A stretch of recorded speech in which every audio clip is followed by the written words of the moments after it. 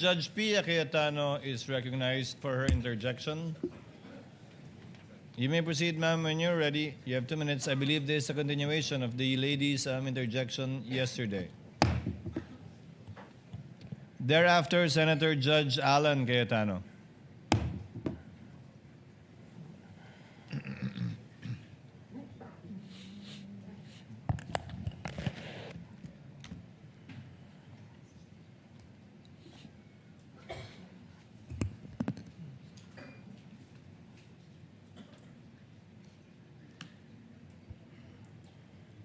We are ready, Mr. Presiding Officer.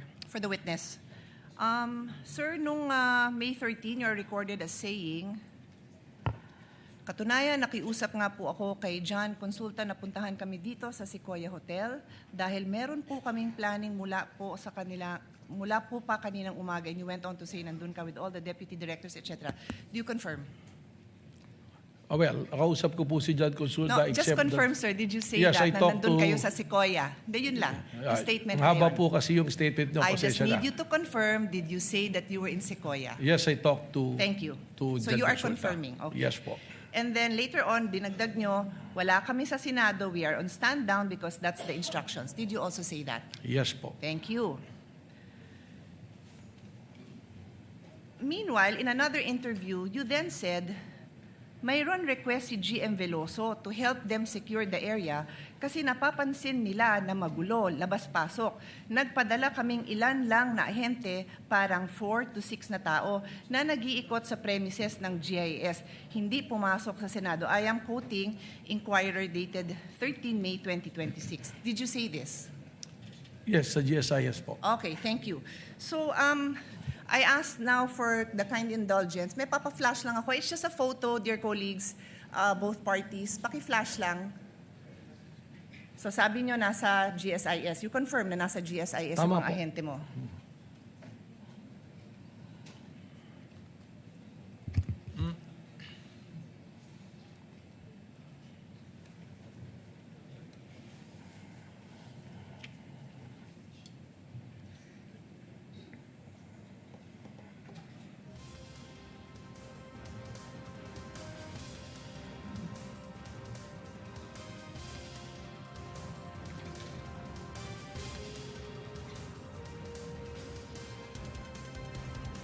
Pwede magpa-update sa technical what's going on. It's just a photo.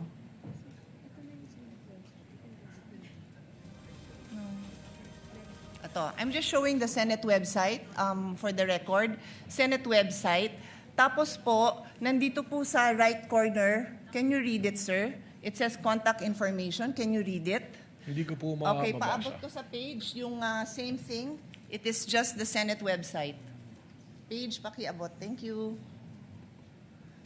Pakibasa lang po yung address ng Senado.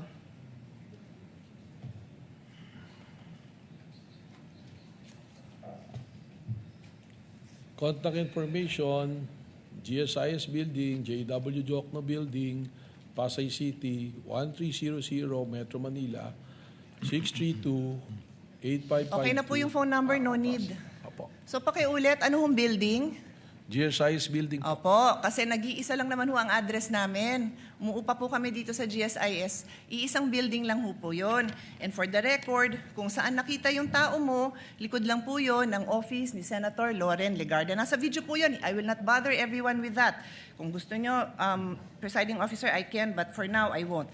Kasama po yun sa area na inuupahan ng Senado sa GSIS. We are paying rent for the information of all. So yan po ang gusto ko lang ma-establish.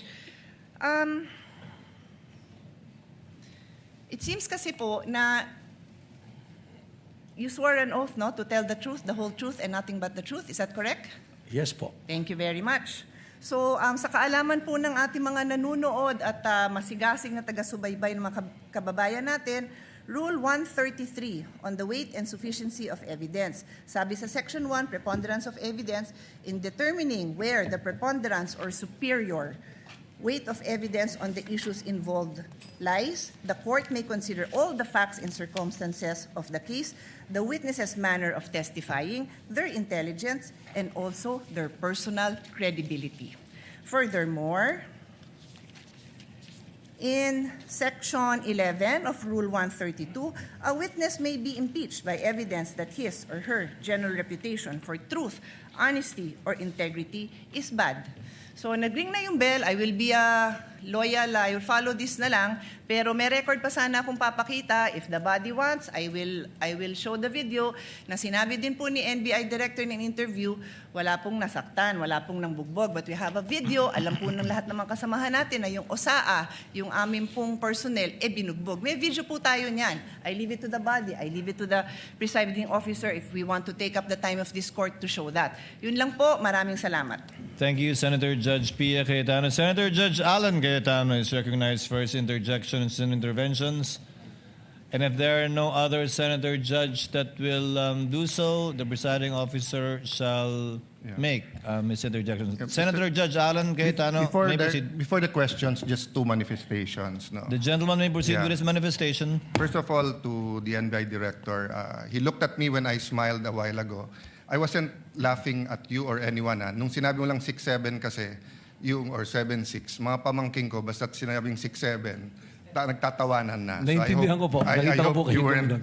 yung iba kasi hindi, baka akala ko anong I ibig understand sabihin. po. And we're on Yes, TV, so we can be on opposite sides, but we can be very professional, di ba? Salamat So, po. the second manifestation, Mr. President and Honorable Presiding Officer, you know, much have been said about technicalities, humahaba to, may mga relevant, irrelevant. So I just want the prosecution and defense to know, because we're gonna go on a short break. Short lang naman, SONA sa Monday kontra SONA sa Tuesday, makikita tayo sa Wednesday. Both sides, you're doing a good job. Both sides. I mean, the prosecution, your job is to prosecute, and the defense, your job is to defend. The onus is on us. May tinatawag na defense senator judge, may tinatawag na prosecution senator judge.